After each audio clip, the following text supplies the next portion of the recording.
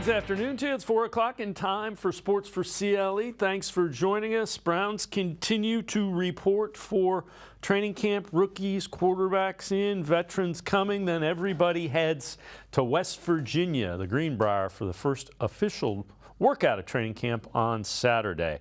Some news that, is kind of a distraction. Browns finally got to the end of their rope with Perrion Winfrey, released him Wednesday morning after he threatened a woman with a gun on Tuesday night in downtown Cleveland. The woman was on social media, showed some scarring around her neck, and the Browns just finally got tired of it and released him. Let's welcome in Scott Petrak from the Elyria Chronicle-Telegram as well as BrownZone.com.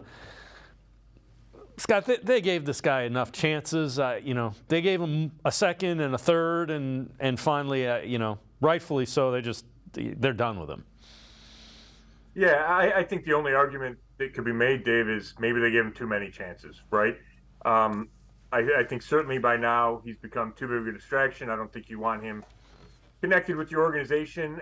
No matter what the details are, it's too violence kind of episodes with women since April. Already had the one in Texas where he's charged with a misdemeanor assault, and then it gets thrown out because he does the preemptive program. And then you have what happened Tuesday night. And he had maturity issues last year, right? He was disciplined, missed a couple of games for disciplinary reasons as a rookie. You can't. I don't know if you can fault Andrew Berry for drafting him because you can take flyers on guys in the fourth round.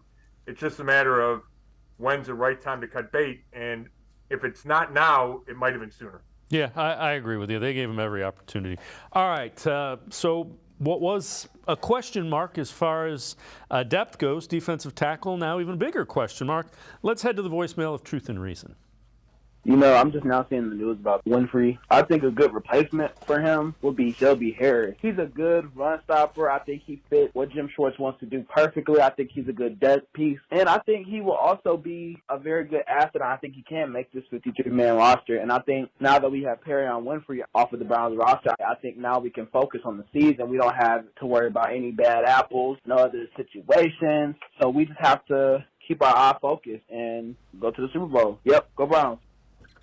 As always, appreciate all of the voicemails.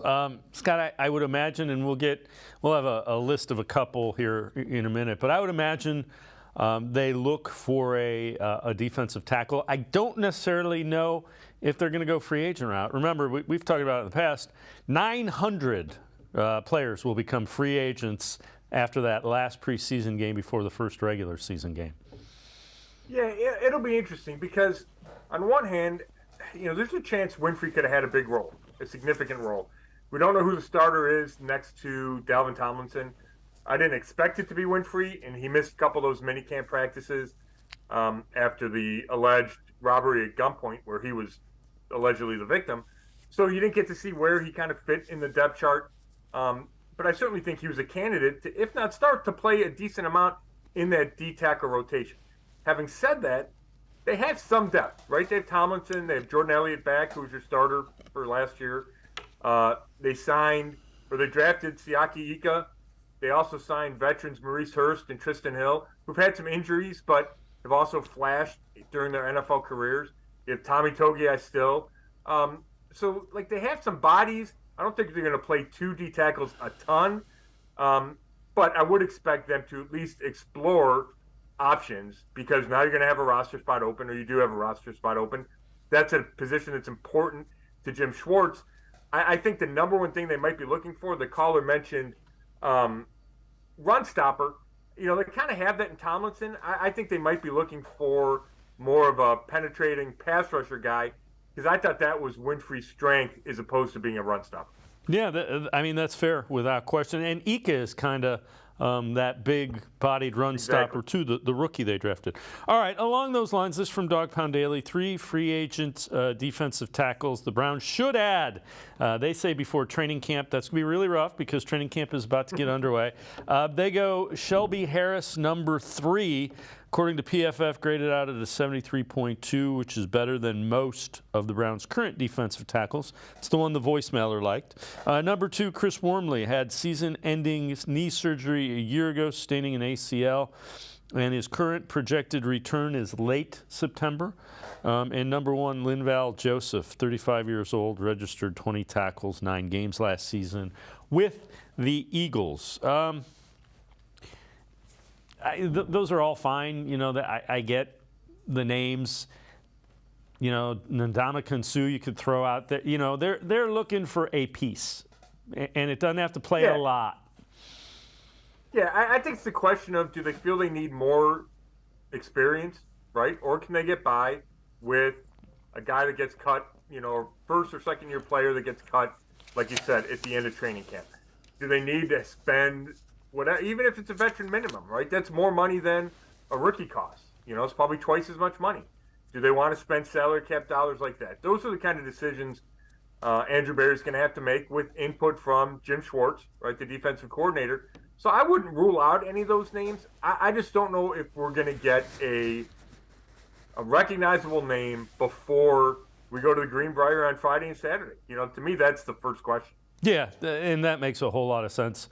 And the other thing is, you don't have a game until September, so that you can sit back and see, you know, can Alex Wright kick inside? Can Isaiah? You have the ability to let Jim Schwartz sort through who they have there. Here's another one that we use Mac's tweets quite a bit. Mac likes Chris Wormley. Wormley makes sense. Cheap, last contract 2 years, $4.5 million. That's still up there. 52% of his career snaps as a DT, 11 pressures, 15 run stops in 13 games last year. So again, there's Wormley again. He's coming off an ACL. So again, you have to factor that in. Yeah, I mean, maybe he's playing C or D, right? And you get another guy, and if he doesn't work out, or you go young guys and say, hey, let's give whoever. I mean, Tommy Togiai, I didn't think had a chance to make this team. Maybe he does. He was, you know, I think he's a 4th-round pick 2 years ago. So maybe Andrew Berry says, hey, this is a chance for him to step up and contribute. If he doesn't succeed in training camp in the preseason, maybe Wormley's then, okay, hey, we got him on the back shelf. So, I think there's options. I don't think it's, you know, life or death that they go sign somebody right away, but it's certainly worth monitoring. And the number one reason I say that is we know how much Jim Schwartz values the D-line is a entirety, right, is a whole entity. I think more of that's at end, but you need the tackles as well. All right, before we go to break, I know you wrote an article that Agbo Okoronkwo welcomed Zadarius Smith in the trade because he still believes he'll have an opportunity to flourish. Take us through that article, what you found out by talking to Agbo. Yeah, I think there's a lot of interesting things about Okoronkwo. But the one I hadn't seen anybody really address, and I wanted to talk to him about was, you know, when they signed him, he was, if I remember correctly, he was the first guy that they reached an agreement with when free agency opened, right? Whatever that Wednesday is. He was the first guy I think we wrote about. And when that happens and he's a priority, like the Browns made him a priority, the assumption is he's going to be your starting defensive end. And he had finally taken a starting role at the second half of last season with Houston, and felt like, okay, that's his next step. Well, then all of a sudden you trade for Zadarius Smith, a 3-time Pro Bowler, and with the big contract, and he jumps ahead of Obo on that depth chart. So I wanted to talk to him about that, and I thought he was genuine when he said he was not upset about it. He's the more the merrier as far as pass rushers. He still feels this is the best situation he's been in. He spent time with the Rams, spent time with the Texans, feels this is the best situation. And part of that is because when they go to nickel, he's going to be outside, Smith will be inside. Part of that is Jim Schwartz rotates those guys, so he feels there's going to be enough snaps to go around. But I thought that's the right attitude to have, but you never know, right? Some guys get upset when the role they think they have is taken away. And I believed him when he said that wasn't the case. Yeah, it's great to hear. I had the same question. You know, if I was in that situation, I would have been like, wait a minute, you know, human nature dictates you go kind of like, man, is that going to affect what you thought about me? But, you know, the fact that he's looking at it that way, that's a good sign for the team as well. Yeah, and I think he's got a different enough skill set, right? Guys talk about him as being smooth, and he says he's a little unorthodox compared. Miles Garrett and Zadarius Smith are both like 6'4", 270. He's not quite as long. He's, I don't know, 15, 20 pounds lighter. So he brings a different element, and he feels like if tackles are used to setting versus Garrett or versus Smith, and he comes in, he can give him trouble, kind of that change of pace. And like I said, when they go to their pass rushing set, there's going to be at least 3 ends out there, and he'll be one of them on the edge, with likely Zadarius Smith moved inside the tackle. Scott Petrak, Browns beat reporter for the Elyria Chronicle-Telegram, as well as BrownsZone.com, and I'm going to step aside, take a quick time out. When we return, we'll head to the voicemail of Truth and Reason. Sports for CLE will be right back. Stay with us. The Ohio Lottery Partners in Education program recognizes role model students and teachers from across Ohio. Nominations can now be done completely online. To nominate a deserving teacher or student, go to ohiolottery.com. In the About section, find Partners in Education. There you will find links to the nomination forms. Students kindergarten through 12th grade can be academic all-stars. Teachers can be honored as a Teacher of the Month. The Ohio Lottery Partners in Education, where stars shine.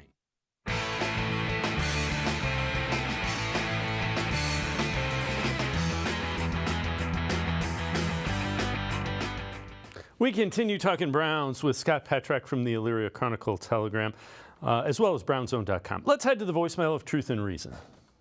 Hi, my name's Mike, calling from South Carolina, season ticket holder. Get up there maybe 3 times a year. Son uses them most of the time. Every year for the last, since Baker came into the league, the sports media up there in Cleveland, they have promoted how good the Browns are going to be, how good the Browns are going to be. And then they use excuses throughout the year. I get pumped up when I hear this throughout this off season, but I'm afraid it's going to be another failure. Give me your comment on that.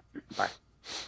As always, appreciate all the voicemails. Scott, I think the bottom line is if you don't have a quarterback that's healthy, you're setting yourself up for disappointment if you don't have that elite guy. But to his point, the Browns underperformed relative to what they had roster-wise, I think, the last 2 years. Yeah, to me, that's what it boils down to, Dave, is the reason expectations were high is because the roster looks pretty solid. And the Browns believed they had a roster capable of competing for the playoffs, especially coming off of 2020, right? They go to the playoffs, they win in Pittsburgh. The roster seemingly only got better. So I never felt like it was a media creation.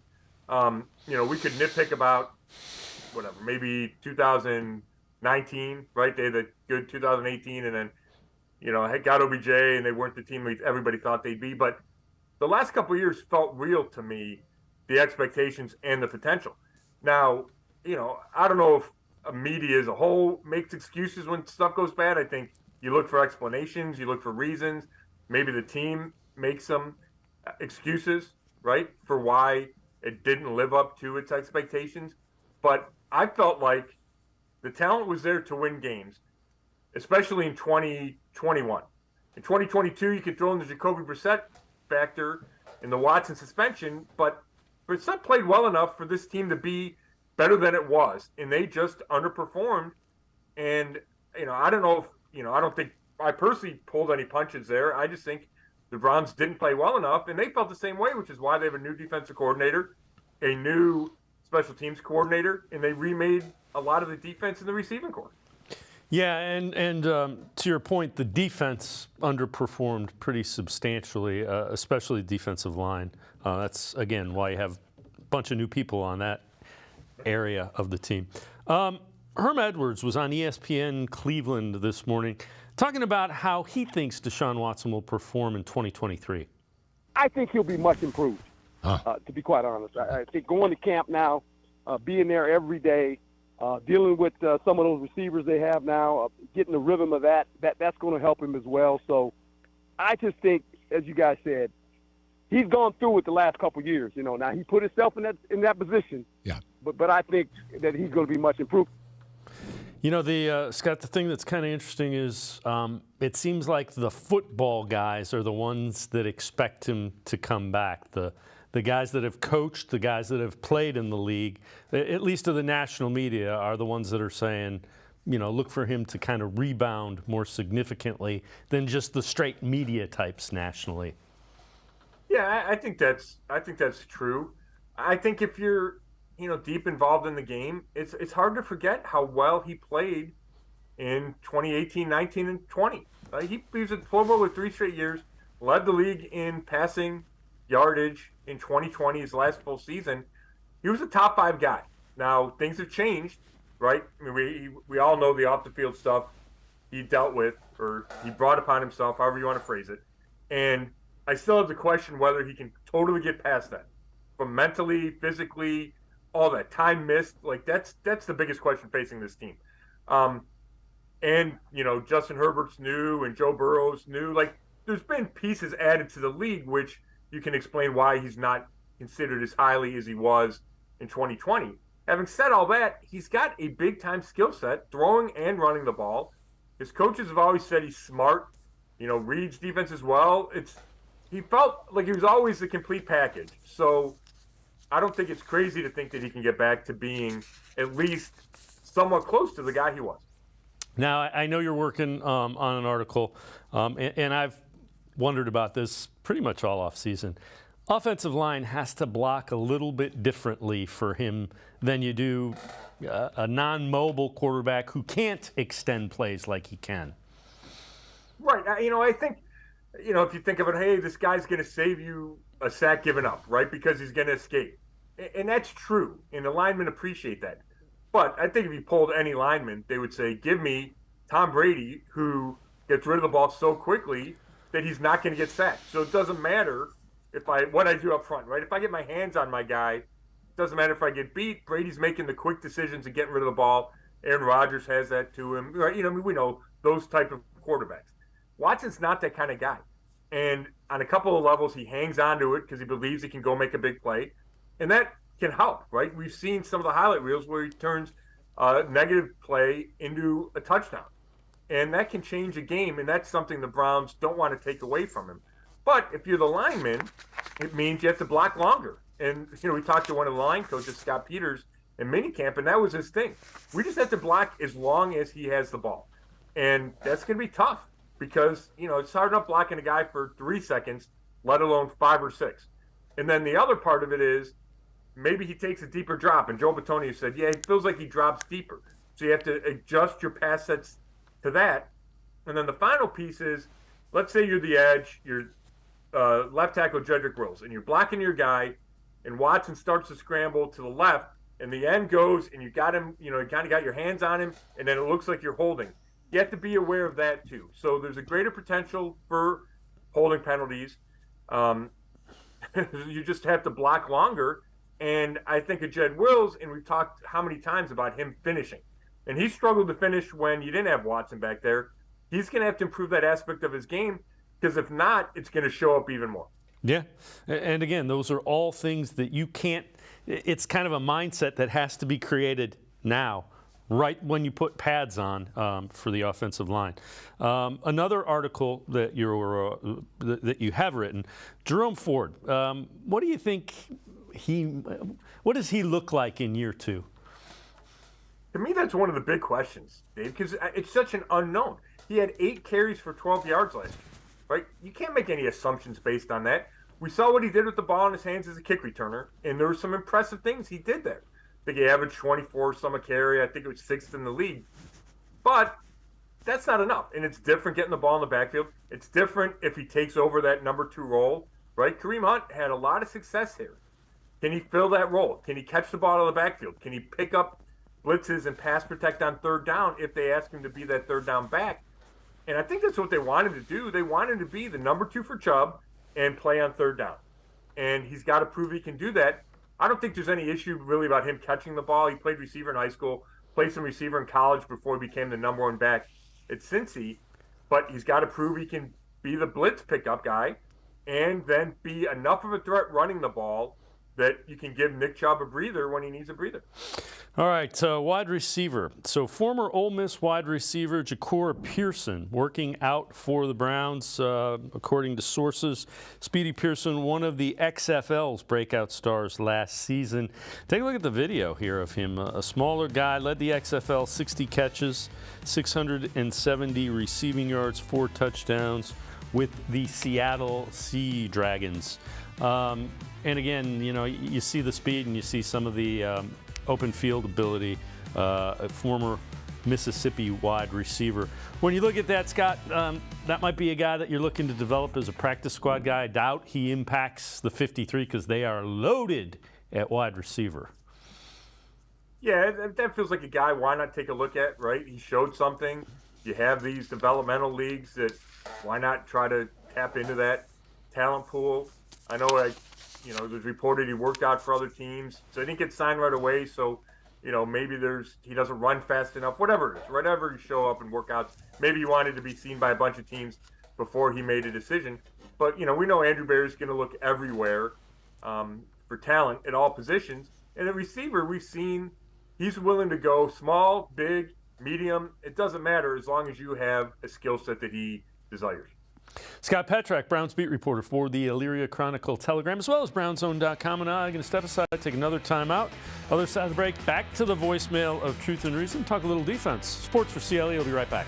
Stay with us. Come back to go forward. Back to learning new things. Back to pursuing your dreams. Tri-C has flexible learning options to fit your life. And every year, more than 1,000 local companies provide Tri-C students with real-world learning. The right education can boost your lifetime earning power by hundreds of thousands of dollars. Start now with a college education you can afford. Tri-C, where futures begin. The Ohio Lottery Partners in Education program recognizes role model students and teachers from across Ohio. Nominations can now be done completely online. To nominate a deserving teacher or student, go to ohiolottery.com. In the About section, find Partners in Education. There you will find links to the nomination forms. Students, kindergarten through 12th grade, can be academic all-stars. Teachers can be honored as a Teacher of the Month. The Ohio Lottery Partners in Education, where stars shine. The Greater Cleveland Sports Hall of Fame celebrates the star athletes and notable sports figures who were born or have made their home in Greater Cleveland. It tells the story of discipline, commitment, perseverance, sportsmanship, and excellence in achievement. It encourages and inspires those who believe in sport and its direct impact on the well-being of our community. Go to clevelandsportshall.com or follow us on Twitter at GCLE Sports HOF for more details.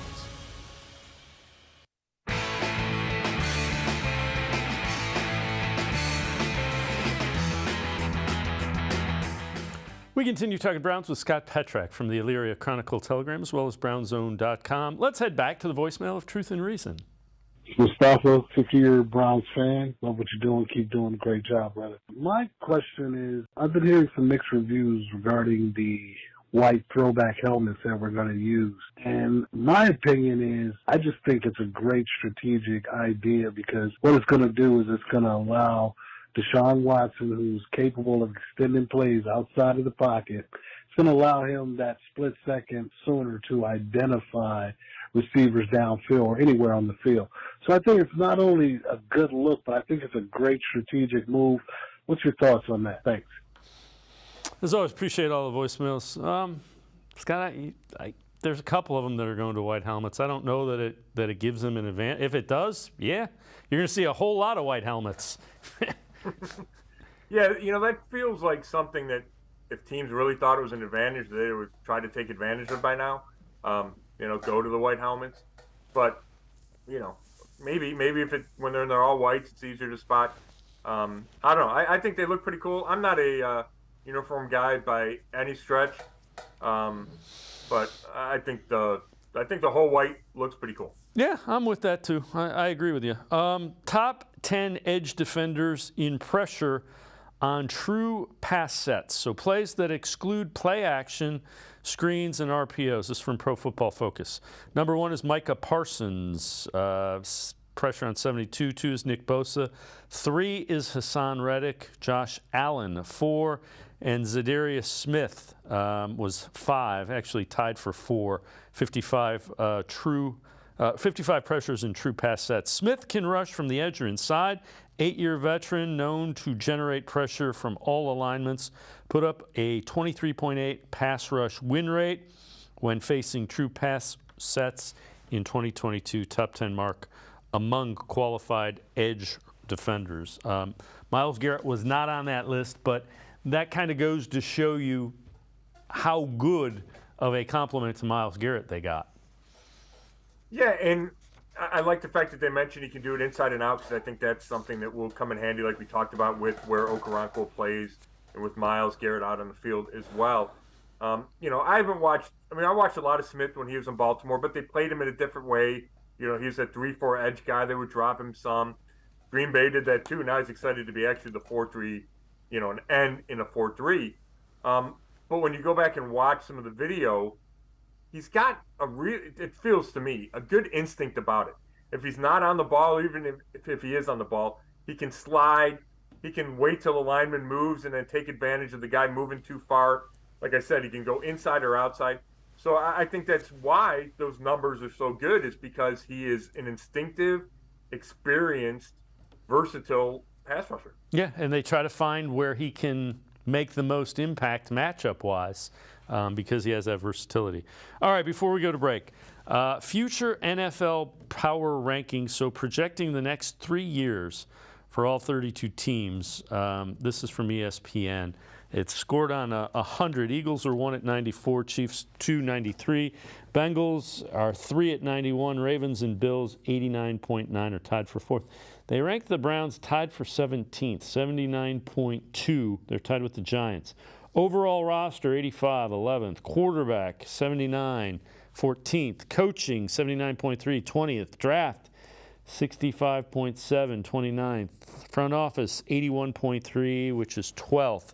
Reason for hope. Cleveland has built strong all-around roster. Its front office graded out well in the survey. Kevin Stefanski has shown an ability to be a steadying presence. Jim Schwartz should get the defense in shape if Deshaun Watson can recapture his pre-2021 form. Ceiling would be much higher. Reason for concern: when you give a contract to a player like the one Cleveland gave Watson, the return on investment has to be significant, like MVP caliber significant. 6 games last season, Watson, 38.3 QBR, completed 58.2% of his passes, and averaged 6.5 yards per attempt. Stat to know: Denzel Ward allowed 1.7 yards per coverage snap allowed per next-gen snaps, 5th worst among all outside corners with at least 300 coverage snaps. The Denzel Ward stuff is true. He was also in zone coverage, which is a little bit different. And if you're built like he is, that's not something that you're built to do. The whole Watson thing, again, I default back to what we said earlier. It seems like the guys that played the game and coached in the game think he's coming back.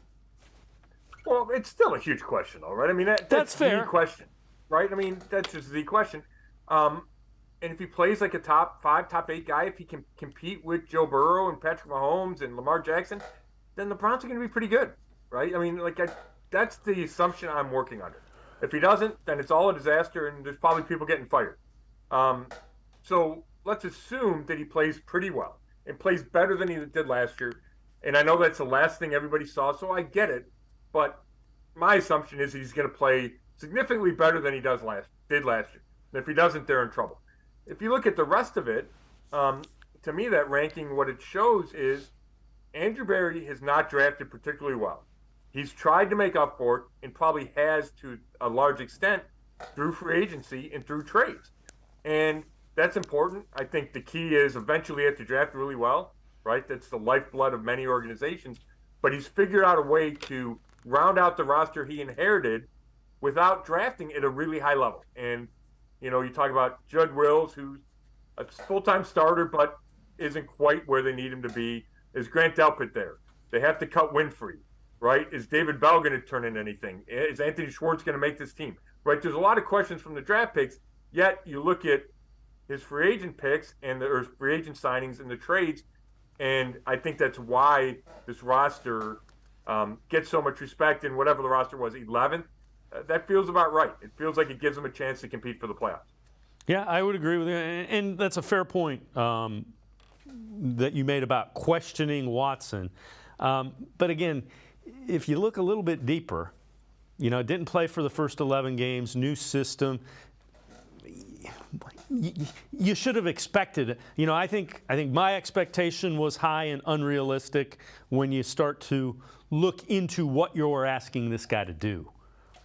No, I think that's a good point. I think I fell into the same boat, David. Well, he's so good, he's going to come back. He had, a little bit of preseason. He had training camp. He was able to practice. It's a whole different animal, going out there and playing when you haven't played in whatever it was, 21 months to 700 days. So, yeah, I should have expected more rust. We probably all should have. I probably didn't see enough of that rust knocked off in those final 6 games. Would have liked to seen, the last couple of games been hugely better, and I don't know if they were. But there's reason to think he will be better. And it starts with there. It goes to Kevin Stefanski tweaking, probably more than tweaking the offense to fit what Deshaun Watson does well. The additions at tight end and receiver, having your whole offensive line coming back. Like, it's a pretty good situation for Deshaun Watson to be in. And if he doesn't succeed, then you got to blame Deshaun Watson, I think. I agree with you. Scott Petrak, Elyria Chronicle Telegram, as well as BrownZone.com, and I'm going to take one more time out. Other side of the break, 50 things to know with 50 days until week 1 of the NFL season. Sports4CLE, I'll be right back. Stay with us. The Ohio Lottery Partners in Education program recognizes role model students and teachers from across Ohio. Nominations can now be done completely online. To nominate a deserving teacher or student, go to ohiolottery.com. In the About section, find Partners in Education. There you will find links to the nomination forms. Students kindergarten through 12th grade can be academic all-stars. Teachers can be honored as a Teacher of the Month. The Ohio Lottery Partners in Education, where stars shine.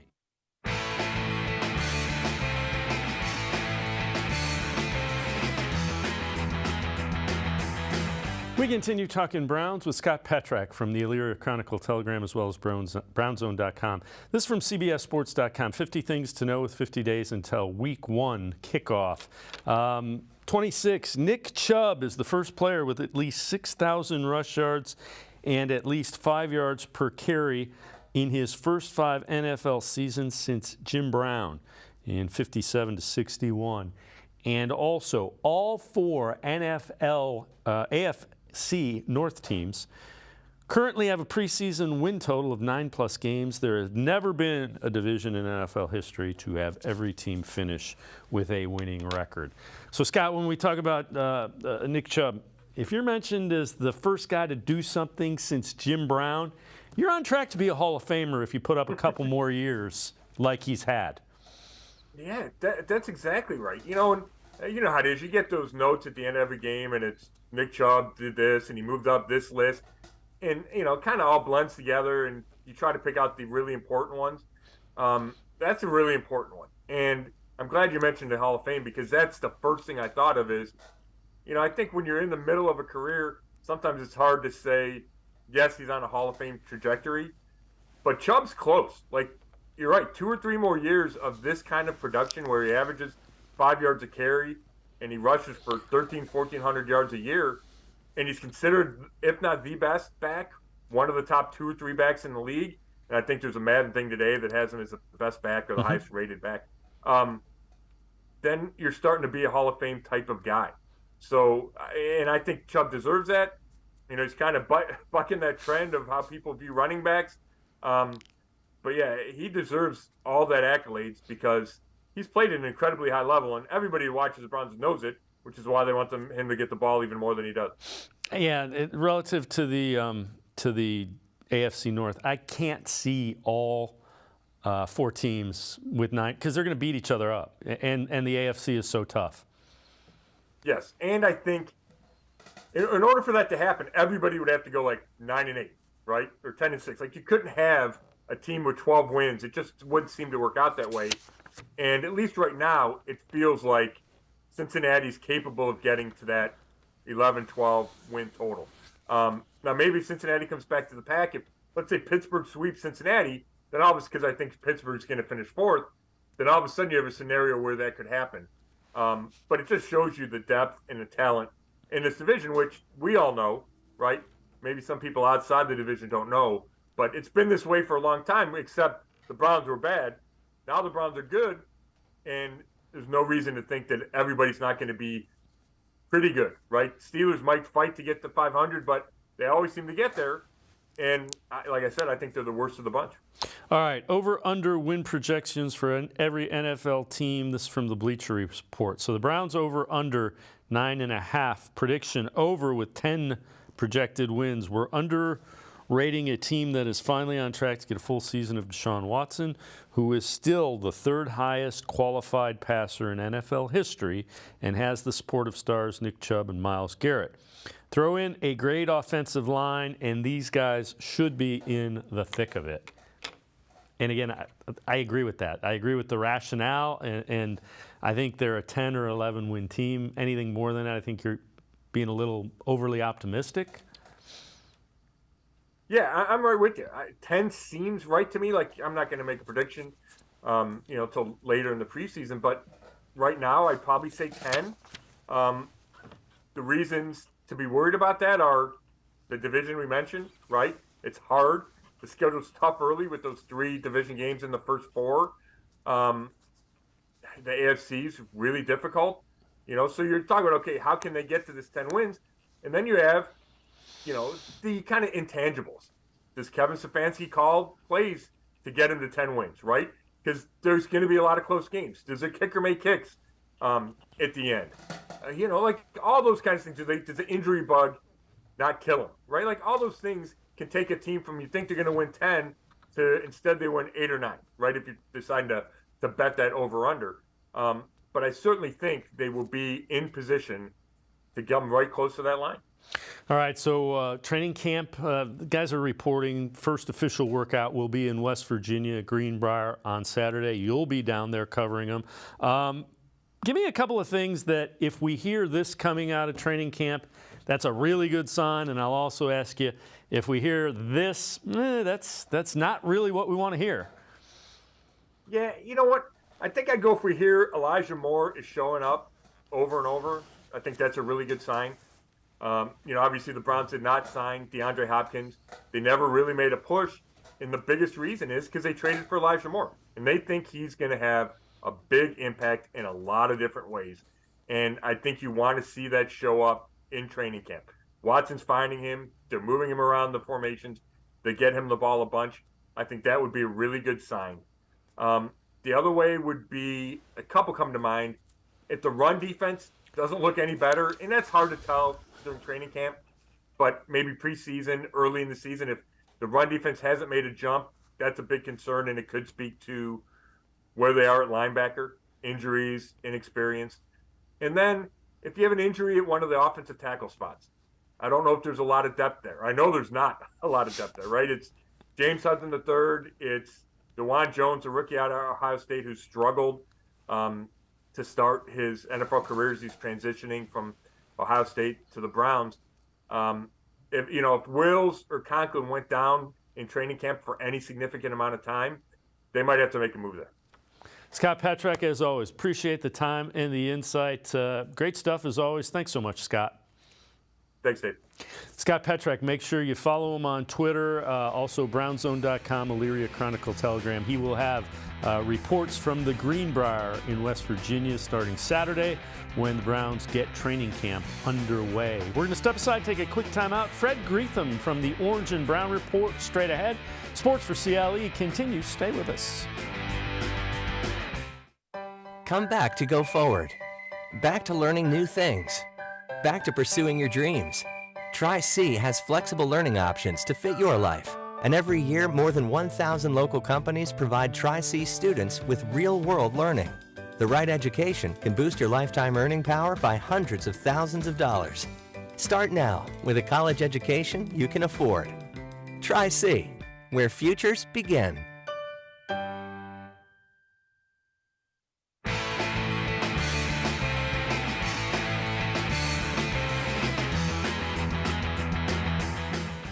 continue talking Browns here on Sports4CLE. Let's welcome in Fred Greetham, senior analyst for the Orange and Brown Report.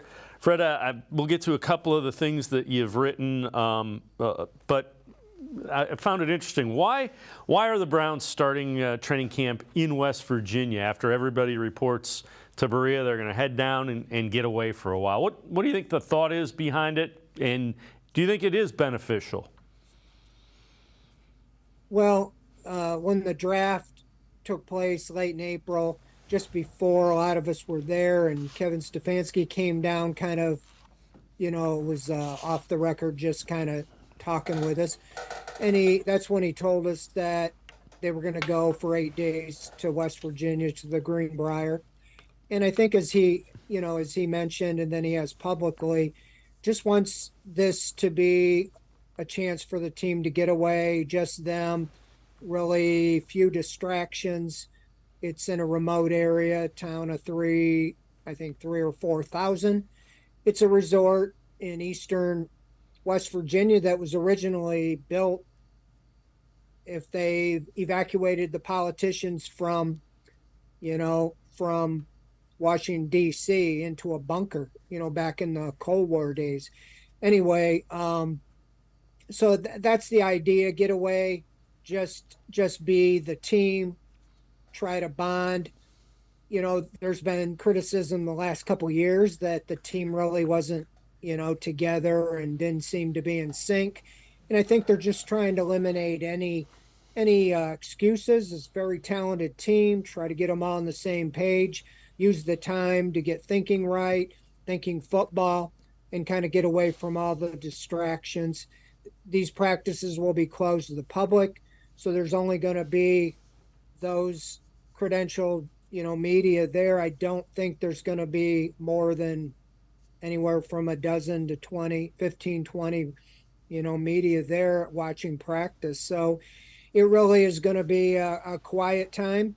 I know the Saints have been there before, and the Texans actually in Deshaun Watson's rookie year. So, I think that's it. Just get away, set the stage. Then they come back and they're going to play in that extra game, the Hall of Fame game, because, Joe Thomas is being inducted that weekend. So this is kind of a kickstart. They're starting a week early this year because of the Hall of Fame game. So that's the thinking behind it. I know you've talked about it, but what are some storylines that we should pay attention to in training camp, do you think? Yeah, I got a story coming out, on Friday, kind of a training camp primer, but things I'm going to be looking for that I think are going to, questions that we've seen in the offseason, but this is really the beginning, and it starts with Deshaun Watson. For him, he needs to get back to the player that the Browns thought they were getting when they made the big trade and the big contract. There's been no indication that he isn't going to be, back to that level of play. But until he actually does it in games, there's going to be a question. That period is the next step. You've had the off season, you had the OTAs, you had the mini camp. Everything's been looking good. Now this is the next step, training camp. So that'll be, where it starts.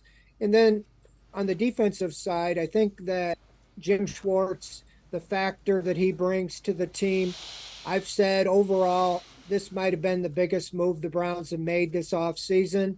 They brought in a lot of great players, but I do think Jim Schwartz can really set the tone on the defense, and that starts here in training camp. We saw a lot of it a little bit in the offseason, but I do think that I'm anxious to see, what he does with the group and sets the tone.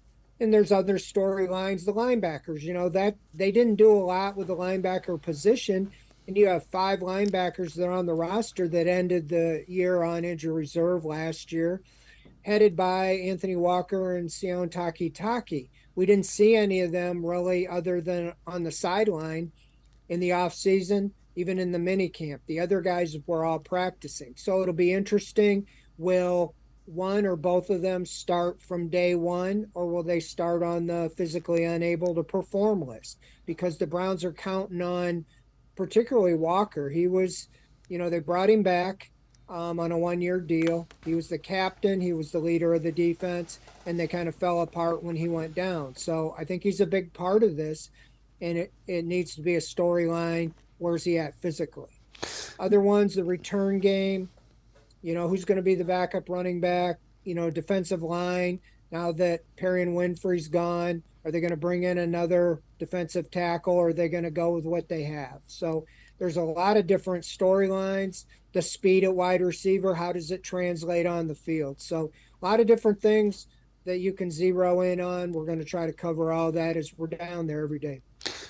Let me ask you this. What do we need to hear or see in training camp to think that things are going in the right direction? And conversely, if we see or hear this, what are we going, oh, this is not quite, what we had hoped for?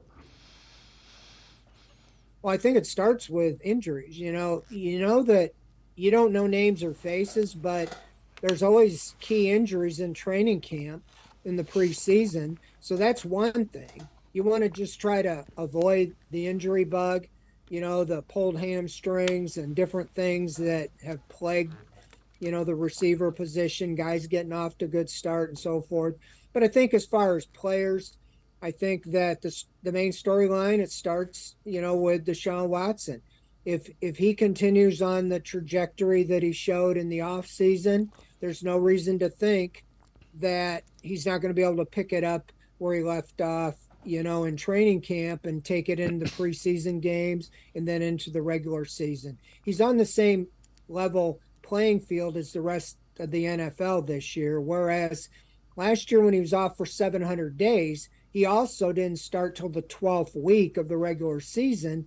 And everybody that played the first 11 games throughout the NFL was at a different level themselves because of the 3 months they had already played at NFL speed. So I think that's the big one, is Watson. And then on defense, is Schwartz in the group as advertised, the aggressive, getting after the quarterback. And when it comes down to it, you're not really going to know till the season starts. We've all seen teams that are 0-4 in the preseason, and then they play extremely great in the regular season. Contrary, I think we've seen teams. I think Hugh Jackson was undefeated, in one of the years that he was here, and they might have went on to a 1-15 or 0-16 year. So, all that being said, I think that we'll get a good idea as training camp goes if things are on pace. All right, before we go to break, this is from Pro Football Network, ranking the 2023 NFL offenses. They go Chiefs 1, Bills 2, Eagles 3. They have the Browns offense ranked at 20th. They're, quote, there are real-world concerns that Watson won't regain his high-level playing form. Adding players like Elijah Moore and Cedric Tillman wouldn't mean much in that case, end quote. Fred, I don't know. I think those real-world concerns are from people not involved with the Cleveland Browns. I think the Browns expect, they like what they see, and they expect Watson to be the quarterback they traded a lot for and gave a lot of money to. Is that fair? Yeah, I think a lot of those national rankings come from what they saw in the final 6 games last year from Watson. And, and based on that, yeah, you have him at the bottom of the league. I saw one ranking that had him ranked as the 26th best quarterback in the NFL, 2 notches ahead of Baker Mayfield, who was 28. I get it nationally. They're down on Watson for, I think, more from the off-field perspective. But, when you look at him as a football player on the field, he's an elite talent. I don't care how you look at it. I've watched this team for over 30 years. I saw Bernie Kosar. I saw Brian Sipe. And this guy is more athletic. He's as good, if not a better passer. And I'm talking about what I've seen in practice here in the offseason. Now, for sure, these aren't real games, and we haven't got to that yet. But I just think that the Browns are flying tremendously under the radar. And I think that's a good thing, to be honest. But they're not the 20th, best offense in the NFL. I don't know if they're top 10. but they're closer to top 10 than they are bottom third. And and I think that bodes well for them. I think the chip on the shoulder, is a good thing. You probably have the best running back in the NFL, if not one of the top 2 or 3, and one of the top 10 wide receivers, one of the top tight ends. You got one of the best offensive lines.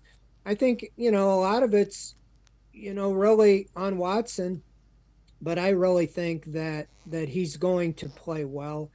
And last year, the offense under, when they tried to change midstream after 11 games, they finished only averaging 21 a game. All does Watson, the offense, has to do is tick that up, even getting the 24, 25 a game. And that could be a combination of just the offense or Cade York making more field goals.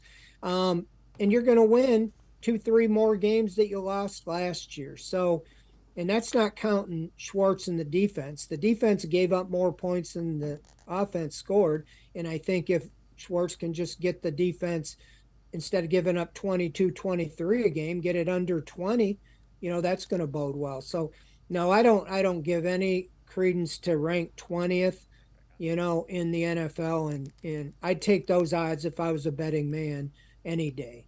Yeah, I agree with you, and I agree with you about Watson. I've been covering the Browns since the '80s, and the arm talent, the athleticism, and the accuracy, we haven't seen anything like that. So I expect it to get back to normal, and I think it'll be good things if it does. Fred Greeth and I are going to step aside, take a quick time out on the side of the break. Fred has done some position analysis. We'll talk about the cornerbacks and safeties. Sports4CLE. We'll be right back. Stay with us. The Ohio Lottery Partners in Education program recognizes role model students and teachers from across Ohio. Nominations can now be done completely online. To nominate a deserving teacher or student, go to ohiolottery.com. In the About section, find Partners in Education. There you will find links to the nomination forms. Students kindergarten through 12th grade can be academic all-stars. Teachers can be honored as a Teacher of the Month. The Ohio Lottery Partners in Education, where stars shine.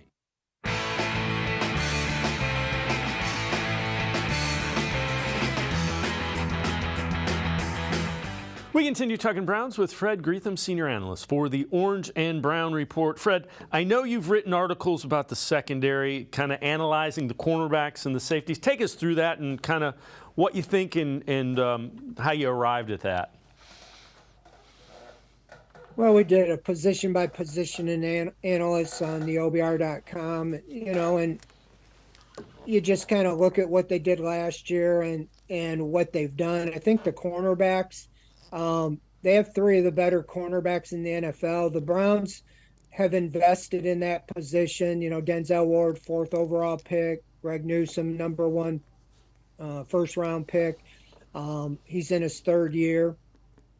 And Martin Emerson, I think they really hit on a guy that a lot of people were surprised that of all the positions that last year their first pick was in the 3rd round, and they took him with that pick. He wasn't ranked that high by a lot of the draft publications. He was more listed as a 5th or 6th round prospect. The Browns took him in the 3rd round. I think that he had size and physicality. I think you got 3 strong cornerbacks that can match up. And I think that Jim Schwartz has said he plans on playing man-to-man. And I think that you're not going to see the breakdowns you saw with the zone under Joe Woods to the extent that it cost him games last year. It's going to be simpler when you are lining up against 3 wide receiver sets. You basically have Ward on 1, Newsome on 1, and Emerson on 1. I don't think they're going to get too wrapped up in who's the nickel back or who's the slot guy. And so that's one of the things we want to see in training camp, but that's what we saw in the offseason. So in the cornerbacks, I just think that, there's always a concern with health with Ward. He's missed games every year. But I think if they're just being asked more so to cover and not necessarily be that, guy that needs to be physical and stopping the run, I think that will bode well and play to their strengths. And so I think the cornerbacks will allow the aggressiveness in the pass rush. It works both ways. If you're sending 5 guys and you have Myles Garrett, Zadarius Smith, Obo Okoronkwo, and even Dalvin Tomlinson coming at the quarterback, they're only going to have to hold their man 2-3 seconds, and that's going to allow, the opportunity to get sacks as well as maybe make some interceptions, make some plays on that side of it. So that's how I see the cornerbacks.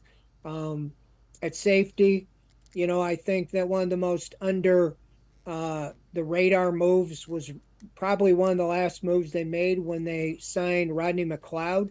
He ended up being ranked as the 7th or 8th best safety in the NFL by PFF, and he's a 32-year-old veteran that helped win the Super Bowl when Schwartz was the defensive coordinator with the Eagles. He knows what the defense is. He can play well. He actually could end up being a starter alongside Juan Thornhill. And if not, Grant Delpit, who played well last year, is in the final year of his contract, and he really is motivated to have a big year. He played well last year. So you got 3 top-of-the-line cornerback or safeties. I think they've upgraded the position. I like Thornhill over John Johnson because he's playing more of the natural free safety. He's a ball hawk. And I like Rodney McLeod with a veteran experience, way upside over Ronnie Harrison. So, then in the return game, I think that, with Jakeem Grant, they brought him in, the Pro Bowler, to be the return guy. He ruptured his Achilles, never saw the field, and he's trying to return this year. That really sent the Browns into a loop because they didn't really have a return guy then at punt or kick. So they did a committee. They had Jerome Ford, Demetric Felton, Donovan Peoples-Jones. The question is, both of those guys are wide receivers. Jalen Darden, a younger version. Jakeem Grant's 31, and coming off a ruptured Achilles. Is he going to be able to be as quick as he was when he won Pro Bowl honors? And can you carry a 7th wide receiver? If you don't, then maybe the option would be put him on the practice squad, one or both of them, and activate him on game day, kind of what they did last year with Chester Rogers. That might be an option if you don't have room on the 53. But that will be interesting if they pick a specialist, or if they just go committee with a Jerome Ford again or a Peoples-Jones. I don't think they want those guys to do that because I think they're planning on them being involved in the offense. So that's how I see it, the return game. Before I let you go, heading into training camp, what should the expectations be for this team? You hear them all over the board. The national people are kind of down on it. Some of the local people are really up on them. What should expectations be for this team, the way the roster is built? Yeah, I think there's no question they think they can win now, and they're a playoff team. Now, the schedule sets up with 3 of the first 4 games in the AFC North, right out of the bat. You really can, I'm not saying your season's over if you don't get off to a good start, but you can really take the positive approach. The Bengals haven't seen this defense under Schwartz. In the first game, you come out and you lock and confuse Joe Burrow or shut him down a little bit, and you could win, a couple games right off the bat. I think if you can set the tone and out of your 3 AFC North, if you can win 2 of the 3, I think you put yourself in good position, because the easiest way to get into the playoffs, at least schedule-wise, is to win your division, the AFC North. The team hasn't won the division since '89, and, that's a long time. They haven't won since the team came back.